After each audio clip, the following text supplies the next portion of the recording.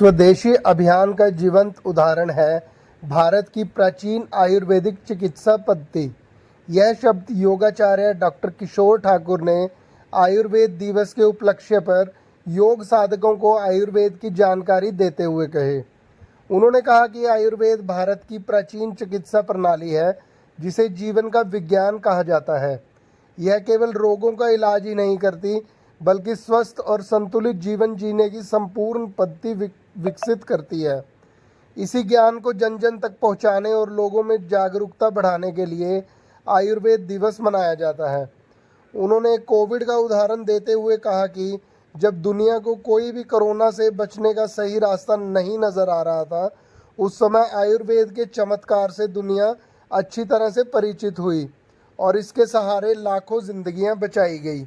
आइए सुनते हैं क्या कहना है योगाचार्य डॉक्टर किशोर ठाकुर का।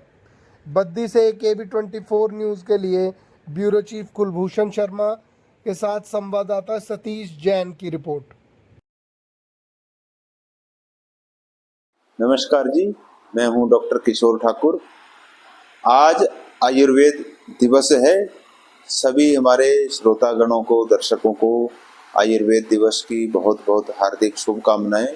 आयुर्वेद हमारे भारतीय संस्कृति की बहुत ही प्राचीन चिकित्सा पद्धति है। कहा जाता है भगवान धन्वंतरी जी जब अमृत कलश लेकर के पैदा हुए थे तो उनके हाथ में गिलोय की जड़ी बूटी, ऐसा आयुर्वेद की औषधि लेकर के आए थे और तरह तरह की औषधियों का उन्होंने खोज की जो मनुष्य के हितकारी की थी। तो उसी के मद्देनजर रखते हुए आयुष मंत्रालय ने 23 सितंबर को आयुर्वेद दिवस मनाने की आज से 10 वर्ष पहले घोषणा की थी।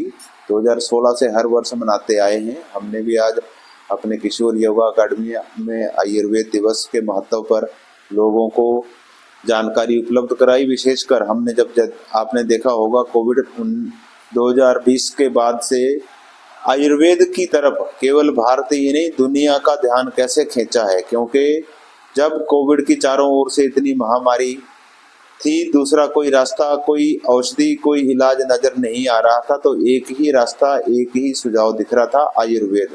केवल सिंपल गिलोय, तुलसी, काली मिर्च, हल्दी, सौंठ का पाउडर, ऐसे तरह तरह की जितनी हमारे घर के, यहाँ तक कि जो हमारे रसोई घर में जितने मसाले होते हैं उन्हीं को ही आयुर्वेद कहा जाता है।